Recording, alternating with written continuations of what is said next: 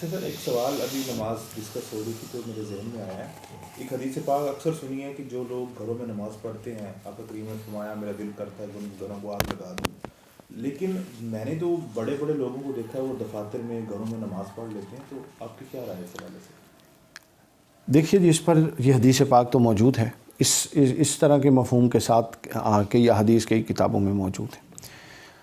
پہلی بات جو ضروری اور سمجھنے کی ہے وہ یہ ہے کہ اس نوعیت کے روایات سے ہمیں سمجھایا کیا جا رہا ہے. ہمیں اس بات کی ترغیب دی جا رہی ہے کہ ہم حد الوسع یہ کوشش کریں کہ نماز باجماعت پڑھیں. حد الوسع کوشش کریں کہ نماز باجماعت پڑھیں. ایک حصہ یہاں بند کر دیں، بس یہ اس کی ترغیب ہے. اب جب آپ اس پر سوال کر رہے ہیں تو جو میں ناقص رائے میں سمجھتا ہوں میں بتا دیتا ہوں. دین کے 3 حصے ہوتے ہیں.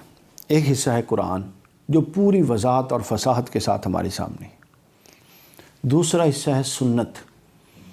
سنت دین کا وہ حصہ ہوتا ہے جو اللہ کے رسول نے صلی اللہ علیہ وسلم نے پوری تواتر کے ساتھ، پورے قوت کے ساتھ، بغیر کسی اختلاف کے ہمیں منتقل کر دیا. وہ ہمیں منتقل ہو گیا ہے. نماز دین کا حصہ منتقل ہو گیا ہے، عقائد دین کا حصہ منتقل ہو گئے ہیں، عبادات دین کا حصہ منتقل ہو گئے ہیں. اور اس نوعیت کی وہ چیزیں جس کو ایک عام تاثر اور ایک عام ذہن اور ایک عام عقل دین کی بنیادی چیزیں سمجھتی ہے، وہ بطور سنت ہمیں منتقل ہو چکے ہیں. اب پھر سن لیں، ایک حصہ ہے قرآن، دوسرا حصہ ہے سنت. اور سنت وہ ہے جو تواتر کے ساتھ حضور اسلام نے ہمیں منتقل کر دیا.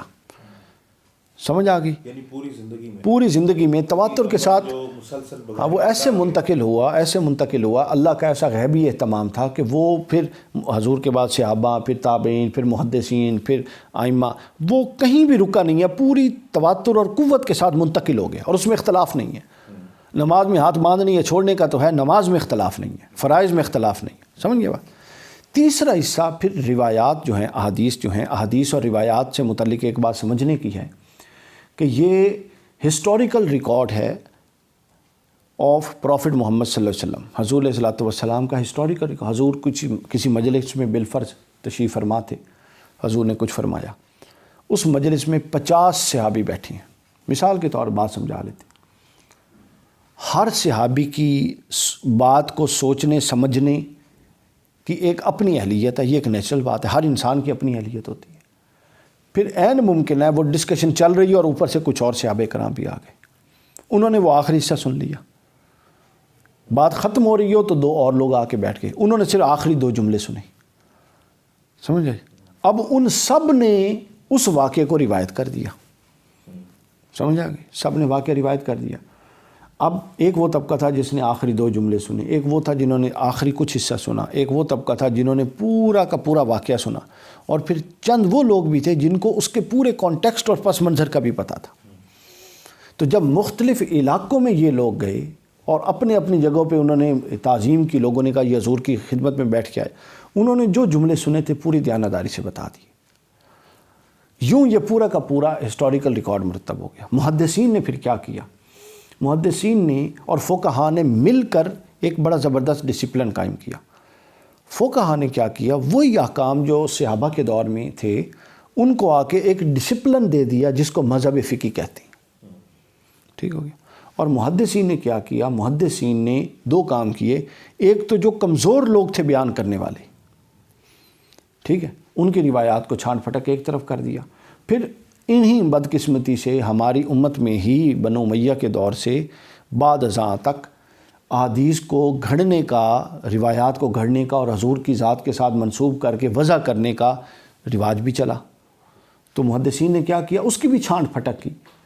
تو گویا اب اس میں کوئی ایسی رائے نہیں ہے، یعنی اس میں کوئی ایسی حرج والی بات نہیں ہے کہ آپ قرآن اور سنت جو پوری مستقل حیثیت میں ہمیں منتقل ہو چکا ہے، اس کے بعد کوئی ایسی تیسری چیز آئے تو اس کی جانچ پرکھ کر کے اس کو قبول کریں. اس میں کوئی ایسی بات نہیں.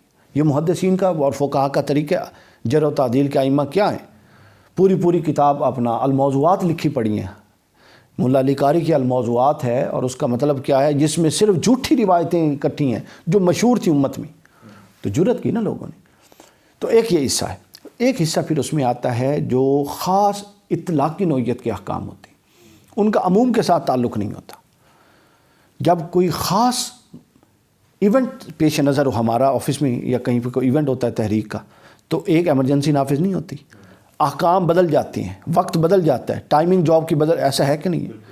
تو جب کہیں اسلام میں ایسا وقت آیا جب منافقین کو ایک طرف کرنا تھا تو تھوڑے پیرامیٹر سخت کیے گئے, اس کو تطہیر کہا گیا یا تمہیز کا لفظ بھی آیا, یعنی فلٹر کرنا. تطہیر سے مراد پاکی نہیں, فلٹر کرنا کہ جو ناقص ہیں وہ اوپر رہ جائیں اور پاک نیچے گزر رہے ہیں. کچھ چیزوں پر سختی اور پابندی کر دی تاکہ اب ایمان کی شرائط سخت کر دیں تاکہ جو منافق ہیں لوگوں میں بھی دکھانا ہے نا, اللہ اور اللہ کا رسول تو جانتے ہیں, لوگوں کو بھی تو دکھانا ہے نا یہ منافق ہے. یہ ایک پس منظر تھا جس میں یہ خاص روایت وارد ہوئی. اس کے علاوہ بھی جو اس نوعیت کی روایات ہیں وہ اطلاقی ہیں, اطلاقی ہیں. اطلاق سے مراد ہے وہ ایک خاص اس سے تعلق رکھتی ہیں کہ کوئی خاص ایسا انوائرمنٹ ڈیولپ ہو, اس میں وہ اطلاق ہو جائے گا. اللہ اور اللہ کے رسول کی تعلیمات قیامت تک کے لیے ہیں, تو قیامت تک کے لیے 50 قسم کے آئیں گے, اپنا مختلف تناظرات بدلتے رہیں گے. تو ہمارے ہاں فقہ میں یہی تو میں کہتا ہوں جمود ہے, اتنی وسعت رکھنی چاہیے کہ جب کوئی تناظر بدلے تو بڑے ائمہ فقہا مجددین اور مجتہدین کی رائے اور ان کی رہنمائی میں نیا کانٹیکسٹ جو پیدا ہو رہا ہے اس سے وہ اطلاقی چیز لے کر وہاں امپلیمنٹ کر دی جائے. تو پھر اب میں خلاصہ بیان کر دیتا ہوں. خلاصہ یہ ہے, قرآن اور سنت پوری محفوظ طریقے سے پورے تواتر کے ساتھ بغیر اختلاف کے ہمیں منتقل ہو گئی.